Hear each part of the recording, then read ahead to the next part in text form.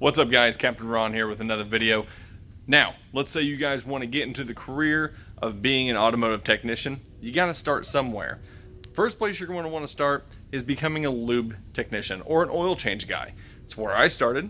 It's where most people started in the industry. So what we're going to do is we're going to cover today what your basic tools that you're going to need to be able to be a oil change mechanic, so that you're not breaking the bank and buying a bunch of extra tools that you don't really need. So stay tuned, we're gonna go over that right now.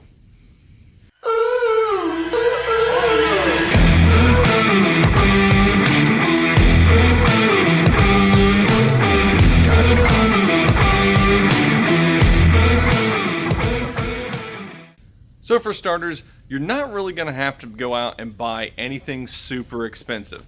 A lot of people start with just Craftsman, Husky, even Harbor Freight. So if you got the money to spend on really nice tools, by all means, spend it on nice tools. Spend it on what you want to spend it on. But if you can't afford Snap-on, Matco, all that kind of stuff, it doesn't hurt to get Harbor Freight stuff. I started with some Harbor Freight stuff myself. I've moved up to some bigger and better stuff, mainly Snap-on. But yeah, just whatever tools make you happy and whatever tools are in your budget, make sure that you pick up these tools. So your basic tools that you're going to need are going to be pretty much any standard tools that you're going to need to work on vehicles just in general. You're going to want to pick up some type of ratchet along with a set of sockets. Now, in my personal opinion, when you go to pick up sockets, again, don't go crazy spending a bunch of money on them. But if you do plan on keeping in the automotive industry, I would highly recommend that you get impact sockets as opposed to the chrome ones. And here's why. If you end up going further in your career in automotive, you'll want a good set of impact sockets regardless. So if you've already got a set of impact sockets that you're doing oil changes with, trust me, you're not going to break an impact socket with a standard ratchet. That's why they're called impacts. They break with an impact. So these are going to last you through your oil changing career. But when you get later on down the road, working on cars and doing other stuff, these will be here for when you get to your air tools, and then you can go buy you a set of chrome sockets to use with your ratchets themselves. You're also going to want to get some sort of oil filter removal tool, whether it be an oil filter removal tool like this one, which is just a slip-on style that compresses around it, or you're going to want to pick up a claw style. These are really cool, really helpful. Go on a ratchet, give you a lot more torque to get that off there. You're going to want to pick up an extension for that though, because a lot of times just the ratchet and the claw itself is not going to give you enough reaching room. You're going to need an extension to get up in there as well. Obviously, you're going to need some wrenches, whether they are ratcheting wrenches or just regular plain old wrenches. You're going to need a set of these, set of screwdrivers, Phillips and flathead. Mostly you're going to be using flathead, but you never know. You might have a Phillips head that you might need as well. Now, a few other things that you're going to want to pick up as well are going to be some air tools, possibly some electric tools, and a few other odds and ends when it comes to actual hand tools. So you're going to want to pick up an actual air chuck. This one has a gauge on it, so when you let off of the trigger, it will actually read your air pressures. If you don't want to get one like that, you can always get a standard air pressure gauge, like this. That way you can check your tire pressures. You'll want to get a 1/2 inch air impact, and along with that, a set of 1/2 inch impact sockets as well. Those will be what you're going to be taking lug nuts off with to do tire rotations, tire repairs, etc. Speaking of taking tires off, you'll also want to pick up a strong, sturdy hammer. That is a small, just basically a small sledge is what this is. But when you get into areas that are prone to rust, especially under cars, tires don't like to come off real easy when you're doing tire rotations. The hammer will allow you to beat on the back of the tire to get that tire loosened up to where you can take it off of the hub to move it around to whatever other location it needs to go to. Electrical tools, you can pick up either one that has a chuck in it, like this, to where you can actually change out your adapter bits. And that way you have some more flexibility, or you can just stick with a standard regular 1/4 inch or 3/8, whatever you decide, electrical tool. But you'll want that for taking body panels off the bottom of vehicles and stuff like that whenever you have to do an oil change. Last but not least, you're going to want a set of pliers, whether it be channel locks, whether it be regular pliers. You're going to want a pair of side cuts for cutting zip ties and other stuff that you might need to cut, and a pair of needle nose. Don't have to necessarily be long needle nose, but that just happens to be what I had out of my first set. So that is a good representation of some of the other miscellaneous tools that you might need to do oil changes or some general repair work. One other tool that you may or may not need is going to be a torque wrench. And I say may or may not need by the fact that some automotive shops will actually provide those for you.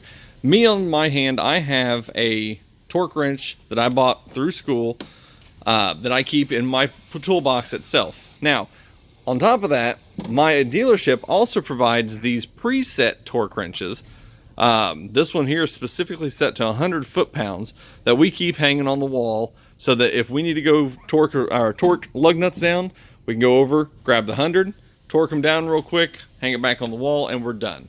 So if you do buy your own torque wrench, make sure you do calibrate it every once in a while, just to make sure that you are actually getting the correct torque out of it. But every single one of your lug nuts, when you do a rotate, needs to be torqued down. Another optional thing that you can pick up is going to be one of these. It's a torque stick. What that's for is basically these are preset as well. This one is also preset to, I believe it's 100. If I can get this to focus.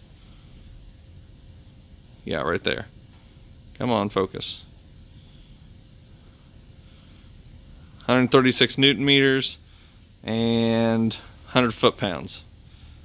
There you go, 100 foot-pounds. So that one, just put your socket on the end of it, put it on your air impact, go ahead and crank away on it, and then this will stop when it gets close to 100 pounds, but you always want to get your other torque wrenches and double check that as well. So that's always an option as well, if you'd like to do that. Lighting is also another crucial and key component to being able to work on a vehicle, because a lot of times we're up in some pretty dark places and can't see what we're doing. So you'll always want to pick up some sort of light source, whether it be a big floodlight, one of these that you can magnetize up on the vehicle and turn on. You'll also want to pick up a flashlight as well. Make sure it's got a nice wide spot to it so you can see what you're doing. This one here happens to be adjustable. It's by OL Light.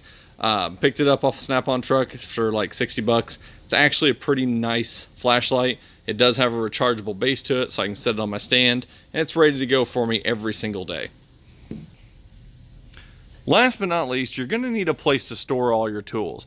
You're not going to have a necessity for a huge toolbox because you're not going to have that many tools that you'll need to store. But getting yourself a roll cab is going to be probably the best solution that you're going to have, and it's going to cost you the least amount of money. They're small, they're compact, they've got plenty of room, and they roll around so you can bring all your tools with you at one time so that you can work on your stuff. What I don't recommend is getting a bag and just dumping all your tools in that and trying to work out of this bag, because then you're just hunting for stuff. So forget that bag. We don't want that. Get yourself a nice tool cart, something that you're happy with, something that's in your price range, and then that way you'll have it to work out of, be productive out of, and keep all your tools nice and safe. On a side note, make sure that if you buy a tool cart, which 90% of them already do, make sure it has a lock and keep it locked at night so your precious tools don't come up missing the next day. The last tool that you'll need is going to be a very simple one. It's going to be a notebook and a pencil. I know it sounds weird, but here's the reason why. You're going to want to keep track of all the hours that you turn while you're at the shop. Now granted, most places are going to have a payroll system where you're going to come in and you're going to clock in every day and you're going to clock out every day. But computers have problems, people make mistakes, so you want to make sure that you're getting paid for the time that you're putting into the shop. So get yourself something to write down in, or if you have an old computer, old laptop, old tablet hanging around, bring that with you and keep it in your toolbox. Keep it charged and keep it in your toolbox. And that way, you can make yourself a Google form. Like if you go over and check out Rust Belt's channel, we did a collaboration video on how to create a Google form so that you can track all of your time that you spend while here at the shop. That way you have a concurrent record of every single day you're here, and that way you get paid in case there is any sort of discrepancy in your timesheet. Well, that's about all I got for you today. Those are pretty much your basic tools that you're going to need to work as a oil lube technician or a oil change specialist or whatever they call the position. So that's what your basic set's going to be. Again, go buy what you want, go buy what makes you happy, but keep in mind those tools are going to be there to make you money every single day, so make sure you protect them. If you guys have any questions, comments, or concerns, leave them for me below down in the comments. Thank you guys so very much. We just got close to hitting 500 subscribers, I think it is. So thank all of you guys for subscribing, following me, and making this a lot of fun to do. I'm really enjoying doing these YouTube videos, and I hope to be able to do a whole lot more. So thank you again for everything. And until next time, it's Captain Ron signing off. Guys, have a good one.